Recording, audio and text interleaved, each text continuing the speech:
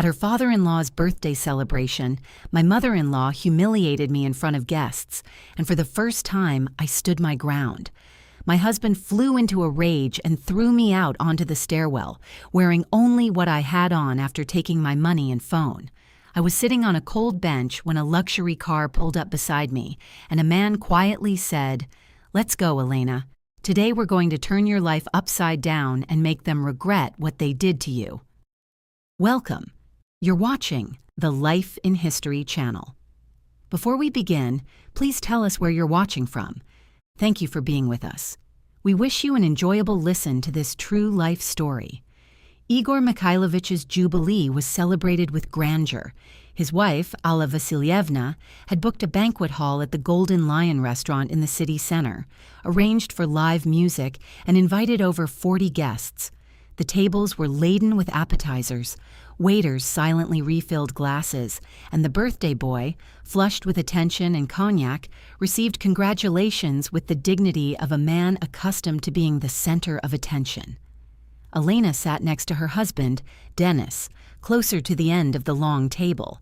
She adjusted her modest wool dress, bought 3 years ago during a sale, and idly traced the rim of her glass. She knew the evening would be difficult. She had sensed it when Alla Vassilievna greeted them at the entrance, her eyes raking Elena from head to toe with a critical gaze. It also unsettled her that her father-in-law, usually warm and calm, avoided looking in her direction. An hour before they left, Denis had said, "Mom asked me not to argue today. Just nod." For 3 hours she had done just that. "And you, Elena, still working at that same old place?" Alla Vassilievna inquired loudly. Her voice dripped with such condescension that the surrounding conversations began to fade.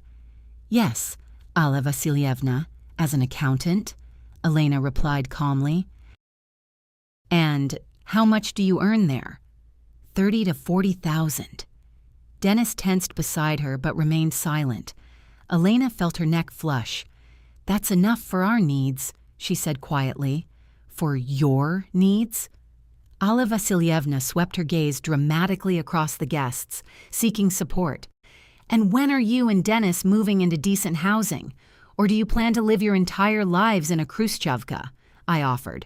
"Come to our company, I'll arrange a good salary for you. But no, pride won't let you." Someone at a nearby table snickered. Elena clutched the napkin under the table. "I have a relevant education, Alla Vassilievna, work in my field."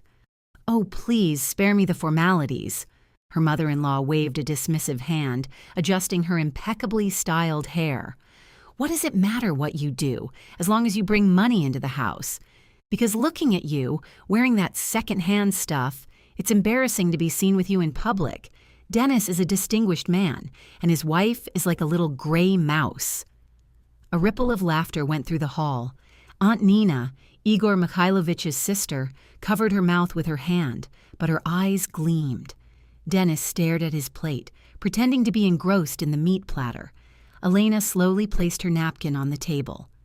"Alla Vassilievna," she began, her voice, against all expectations, steady. "Perhaps we could discuss my salary and my wardrobe another time. Today is your husband's celebration." Her mother-in-law narrowed her eyes, clearly not expecting defiance. "Are you being rude to me? Am I not your mother?" "I wish you well, and you're talking back." "You are not my mother," Elena interrupted. The statement was so unexpected that even the musicians faltered for a moment. "My mother passed away when I was 12.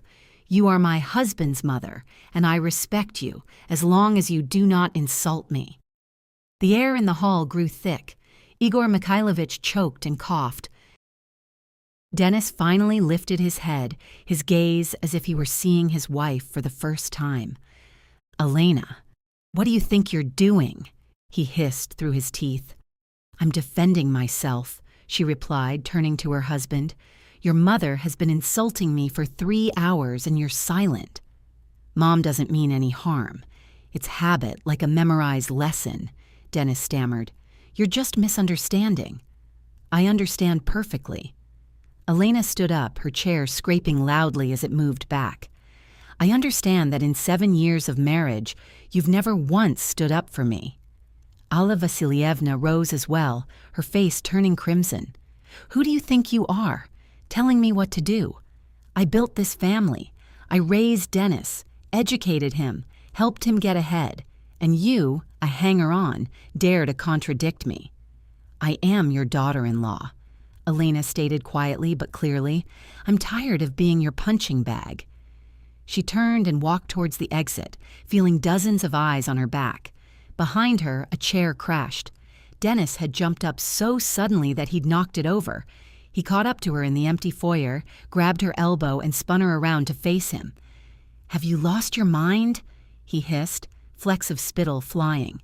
"Do you realize what you've done? You shamed my mother in front of everyone." "I shamed her?" Elena yanked her arm free, clutching the reddened spot. "But it's okay for her to shame me. Mom is Mom. She's 67. You're young and smart. You could have kept quiet." "I've been keeping quiet for 7 years, Dennis." He looked at her with such a mixture of anger and confusion that Elena suddenly understood with absolute clarity. He would never change. "You know what?" he exhaled, and his voice took on that cold, detached tone she recognized from his mother. "Get out of here." "What did you say?" "Go cool off. We'll talk tomorrow." "Dennis, it's -1 degree outside."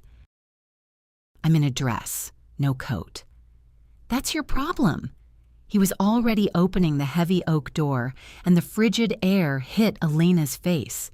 "You made your bed, now lie in it." He pushed her towards the exit, practically shoving her over the threshold. The door slammed shut with a resounding thud. Elena stood on the high steps of the restaurant, hugging herself and gazing at the snow-dusted stairs. It was late evening, and no one was around. Her palms instantly went numb, and her legs in thin tights began to lose feeling. She took a step down, then another, trying not to think about what had just happened. She circled the building and sat down on a bench near the service entrance. The metal burned with cold even through her dress. Elena drew her knees up, trying to tuck them under her hem, and stared into the darkness. Snowflakes fell in large, unhurried flakes, landing on her eyelashes and melting on her cheeks. She wasn't crying. The tears had dried up about 3 years ago after another New Year's feast, where Alla Vasilievna had publicly called her barren and advised Dennis to find a normal woman. She had cried all night then, but now she sat watching the snow, feeling the cold seep into her bones and reach her very heart. Half an hour passed, perhaps an hour. Her fingers were numb and her teeth chattered uncontrollably. Muffled sounds of music, laughter, and the clinking of glasses drifted from the restaurant. No one was looking for her. Dennis hadn't come out. Her mother-in-law, even less likely. Elena thought this must be what absolute loneliness felt like. Not when you're alone in an empty apartment, but when there are dozens of people around, and not one of them considers it necessary to throw a coat over you. She tried to stand, but her legs wouldn't obey. She had to lean on the back of the bench, waiting for the searing pain to subside. Her phone in her purse beeped. The battery had died. Elena looked at the dark screen, then at the empty road.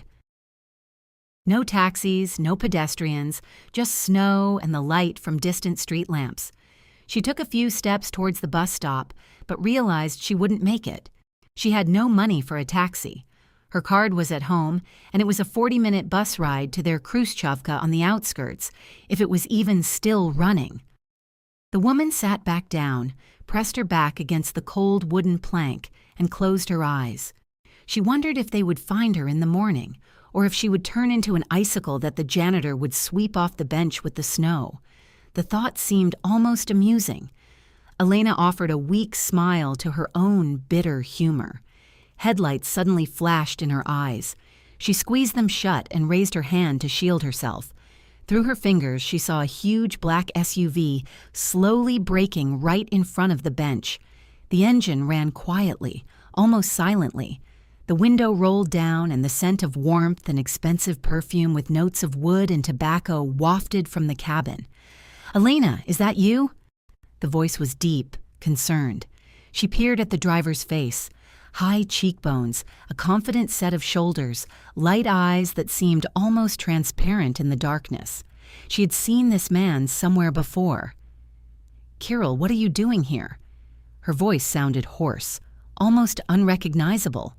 3 years ago, he had been the chief auditor at their company. Then he moved to a large holding, and legends circulated about him. They said Kirill had turned around a loss-making plant in a month, that he owned a mansion in Rubliovka and a private jet, but Elena had never paid much attention. "Get in the car!" He opened the door, and the warm air enveloped her face, making her skin sting unpleasantly. "You're freezing." She didn't move. She simply couldn't. Too much had happened. "I can't. I don't have any money." The childish plea escaped her. Kirill looked at her with that firm confidence that required no further words. "You have me. That's more important." Elena felt a traitorous sting in her nose. She bit her lip to keep from crying and finally stood up, stepping into the warmth of the cabin. The leather seat welcomed her, soft and heated. The door closed, shutting out the snow, the cold, and the bench where she had mentally said goodbye to life. Kirill didn't rush to start the engine. He turned to her and offered a thermal mug from which steam was rising. "Here's some tea with ginger and lemon. Drink it." She obediently took it, wrapping her fingers around the hot plastic, feeling sensation return to them. The first sip burned her throat and spread warmth inside. "How did you know?" she asked, not looking up. "That I'm here?" "I was at the restaurant," Kirill replied simply. "I saw everything. I wish I had come out sooner. I thought you had left." Elena slowly raised her head. She didn't remember him among the guests, but that meant nothing. She remembered very few people, besides her mother-in-law and Dennis. "You were at Igor Mikhailovich's birthday. For business. We're planning a joint project with him." He said it without much enthusiasm, more stating a fact. But plans, sometimes change. She looked at him, trying to understand what lay behind his words. Kirill met her gaze and didn't look away. "Let's go, quickly," he said, and it wasn't a question. "Today, we're going to turn your life upside down." She remained silent, clutching the mug. "And we'll get revenge on them so they'll never forget," he added quietly. There was no malice in this promise, only the cold, calculated confidence of a man accustomed to winning. Elena swallowed. The tea cooled in her hands, but something long forgotten ignited within her. Not hope, even. She had forgotten how to hope.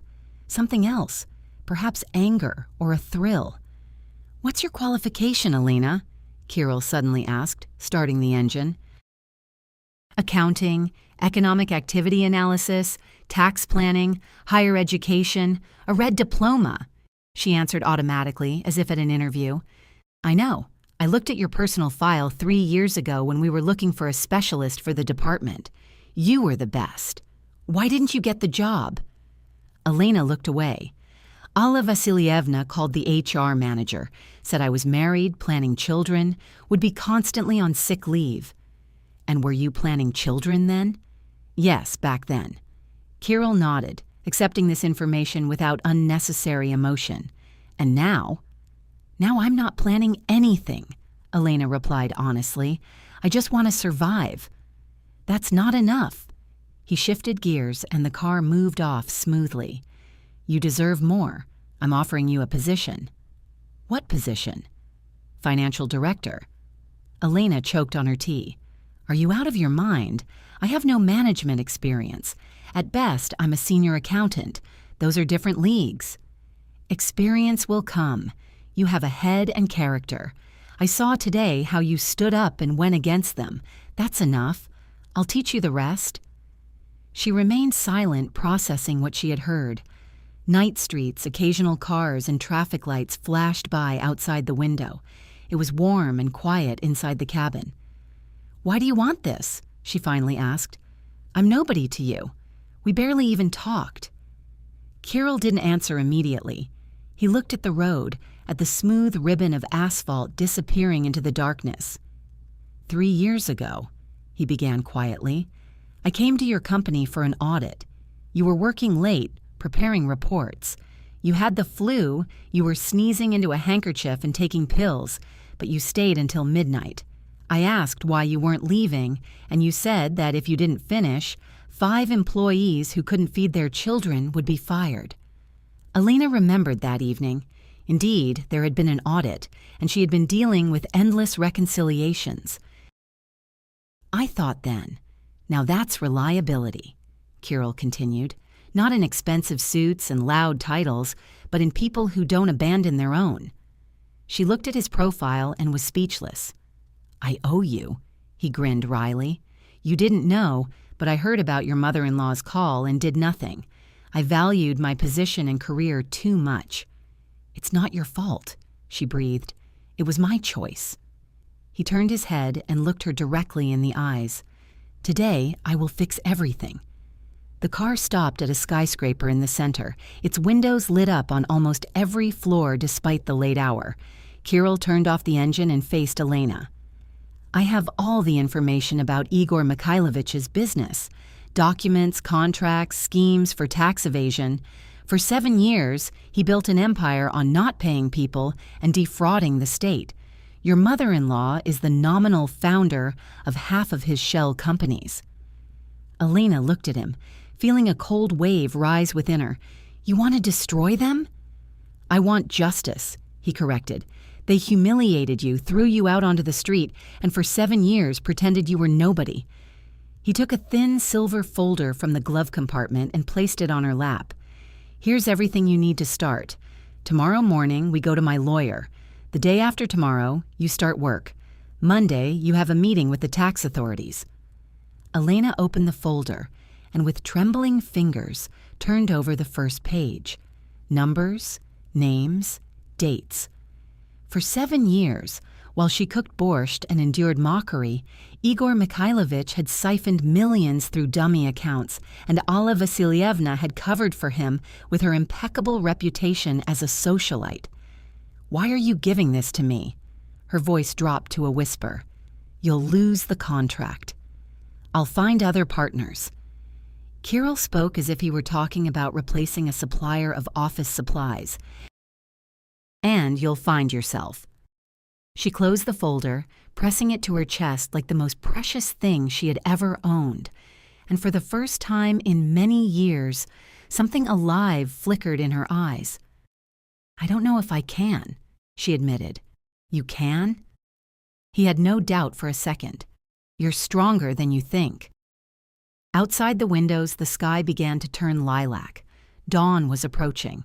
Elena looked at the folder, at her hands, at a reflection in the dark glass. "Kirill, I agree," she said quietly. He nodded, started the engine, and the car smoothly merged back into the flow of the night city. They drove forward into a new day, which began with a clean slate. Snow continued to fall outside the window, covering old tracks and erasing the old life. Elena sat up straight, holding the folder on her lap and looking at the road. In her chest, where there had recently been only desolate emptiness, something warm was stirring. Not hope even, but certainty. She would return, and then they would learn who this little gray mouse in a cheap dress truly was. They ascended to the 47th floor in complete silence. Kirill stood beside her, not even looking in her direction, and this detachment, for some reason, didn't offend her, but soothed her. The doors opened, and Elena stepped into a spacious hall with panoramic windows. The night city spread out below, a million lights, and the sight took her breath away. She had never seen Moscow from such a height. "Come inside." Kirill took off his coat and tossed it onto a chair near the entrance. "Will you have coffee?" "Yes, I will."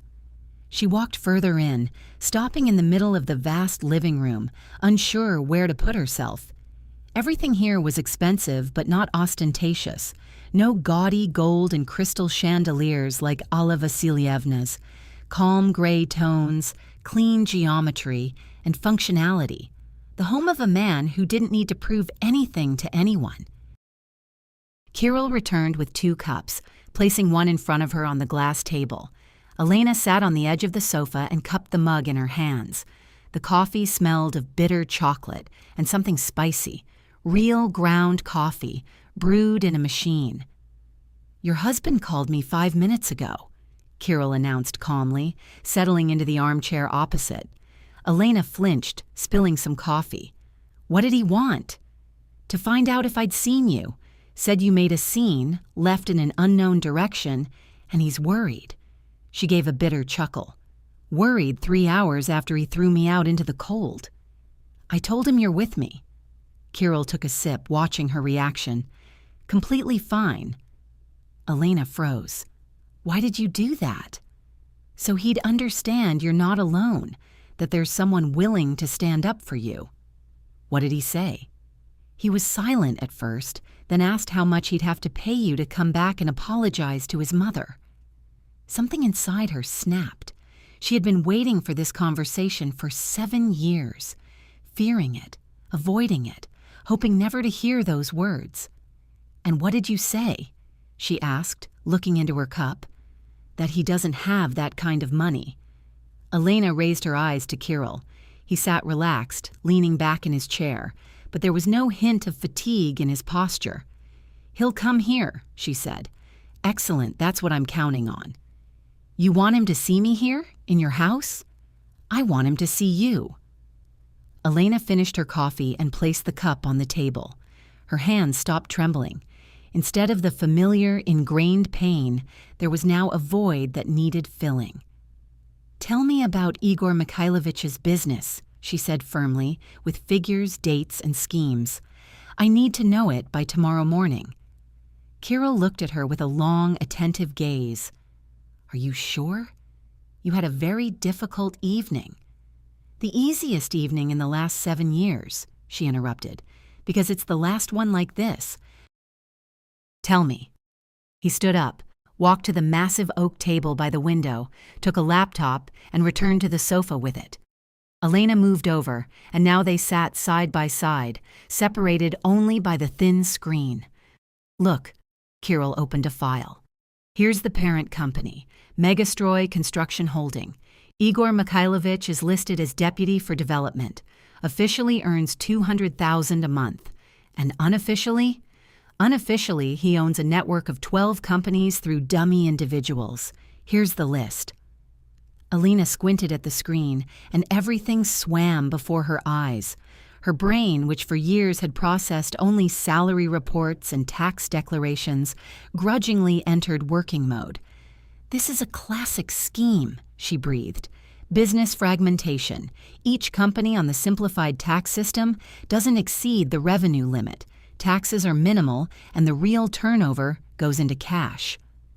For 3 years, they had worked without a single audit. They had skillfully hidden behind Igor Mikhailovich's reputation, his membership in public chambers, and his charitable donations. What donations? Elena suddenly remembered Alla Vassilievna boasting at the Jubilee that they had donated $1 million to a children's hospice. Smoke and mirrors.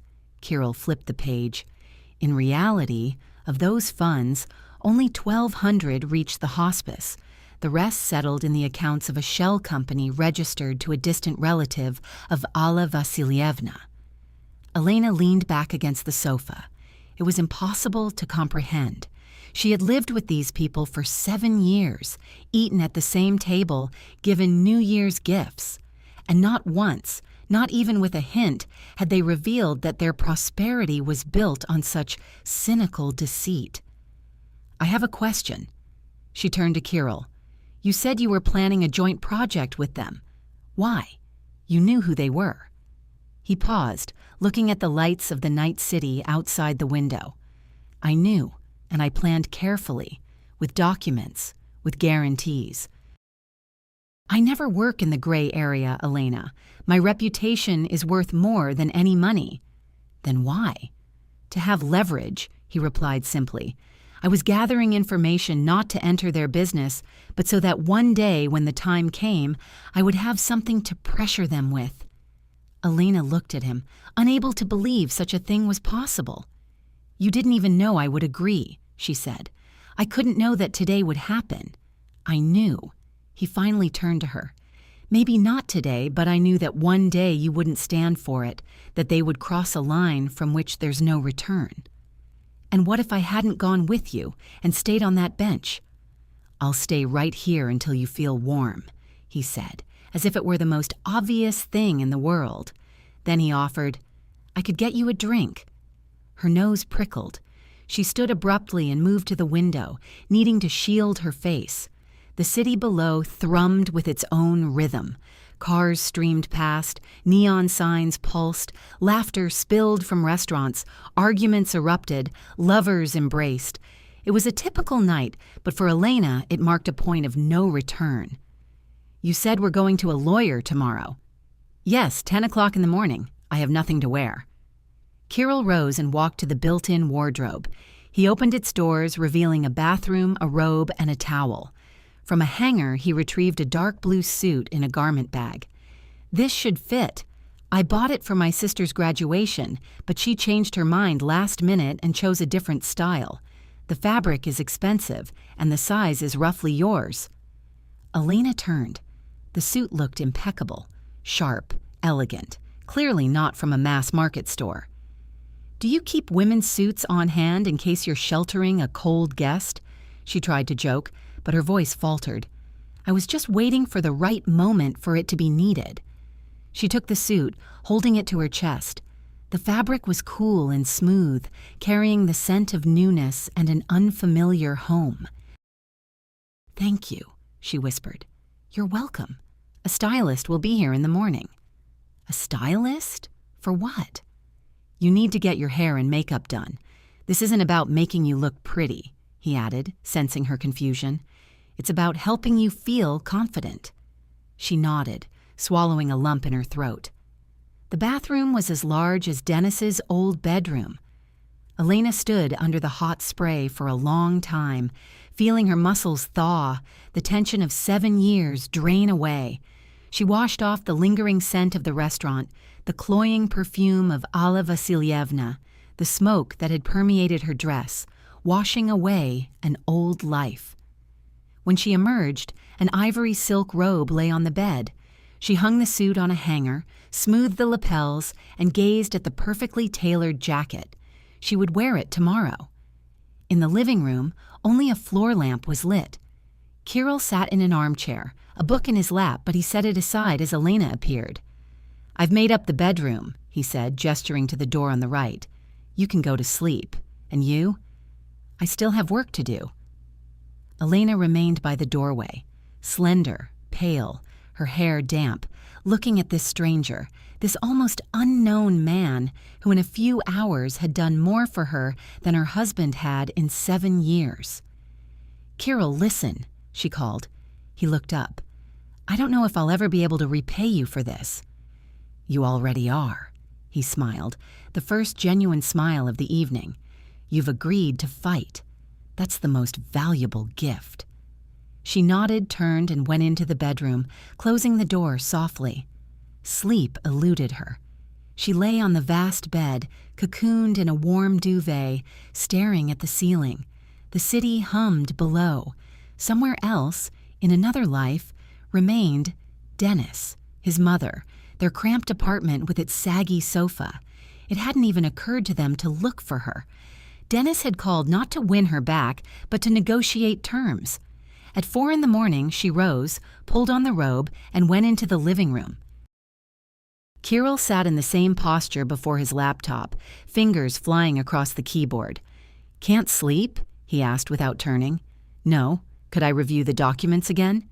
He nodded, shifting to make space on the sofa. Elena sat beside him, and they both turned their attention to the screen.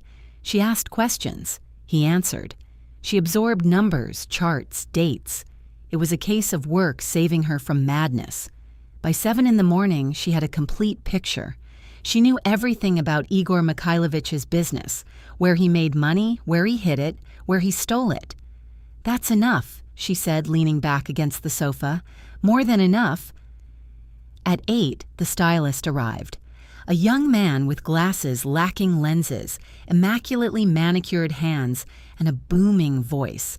He clapped his hands upon seeing Elena, not in distaste, but with professional excitement. My word, what a canvas. Kirill Stanislavovich, she's a gem. Do you realize the million looks one can create with cheekbones like these? Do it. You have an hour, Kirill said curtly. The stylist snapped his fingers, and 15 minutes later, Elena sat before a large mirror. Her hair was straightened and styled into soft waves, its color refreshed.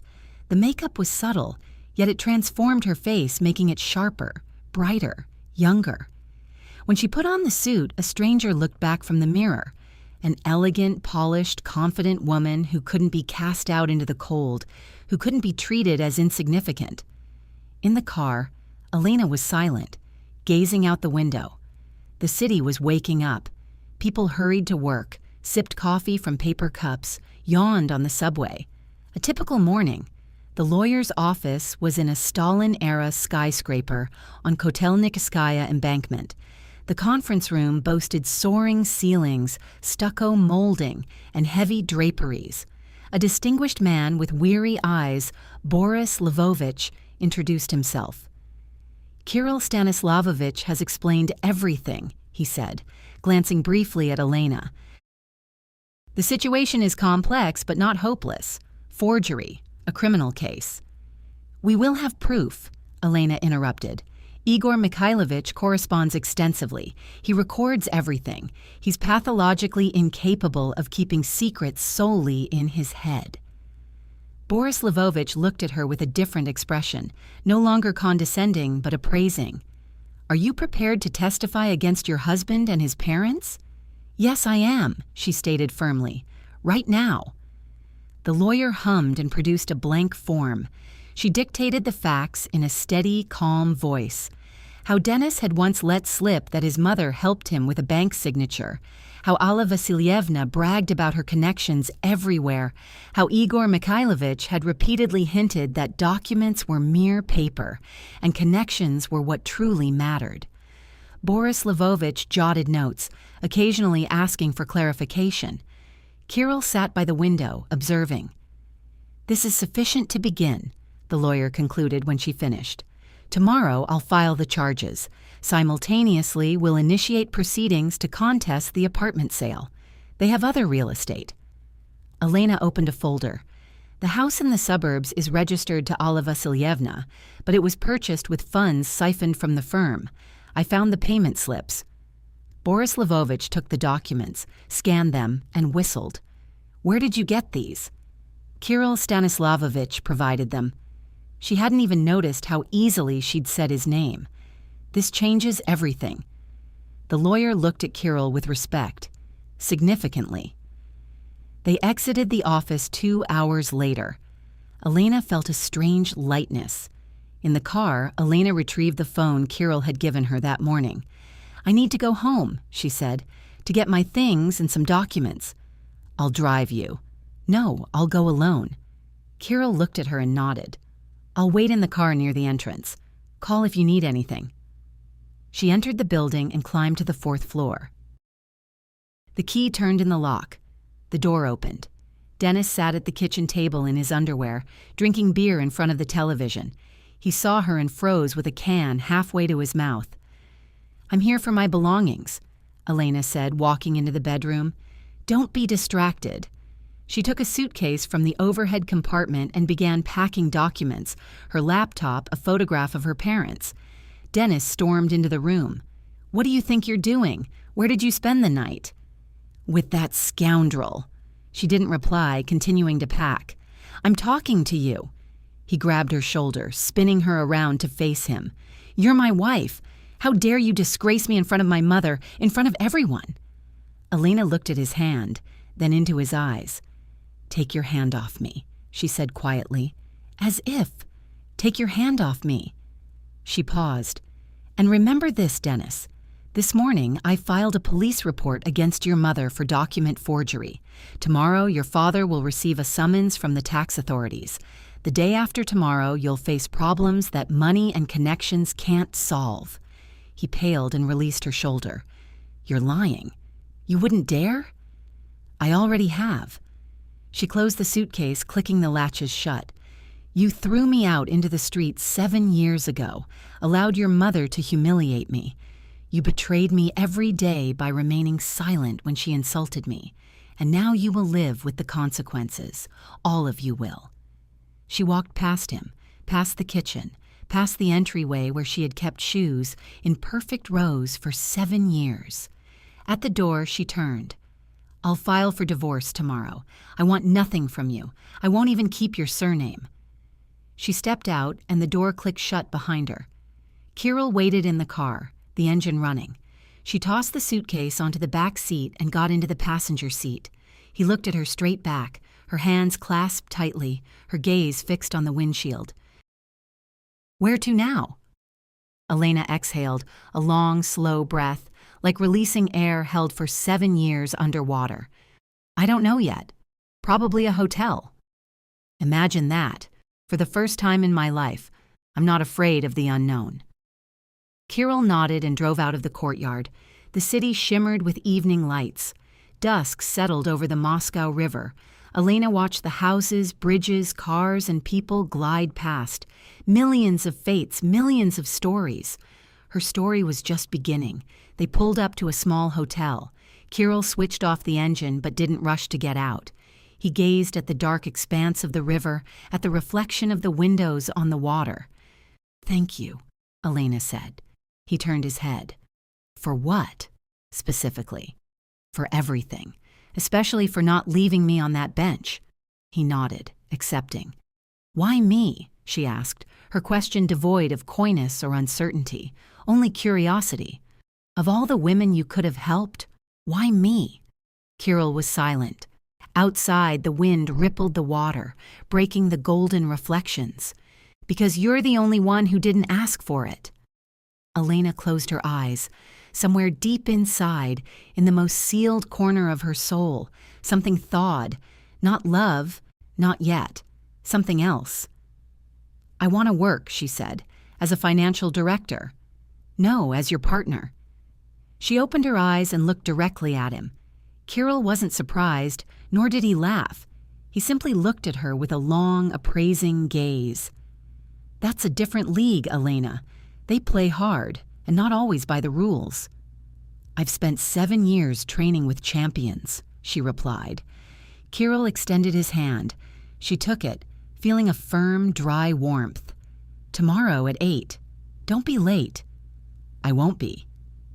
Ultimately, Igor Mikhailovich was not imprisoned. His lawyers barely managed to extricate Elena's former father-in-law. He remained free, but without his business or his former reputation. Alla Vassilievna received 2 years of probation. She had forged the signature, but the investigation couldn't gather proof of direct intent. She still writes complaints to every authority, demanding justice. Dennis, meanwhile, has succumbed to alcoholism. Last month, Elena happened to see him at a bus stop, unshaven, wearing a borrowed jacket, holding a paper cup of coffee.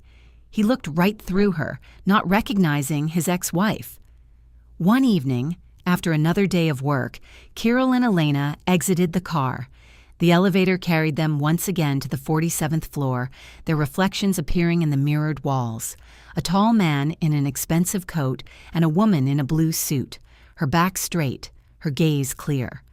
Elena looked at her reflection and smiled. She had finally become who she was meant to be.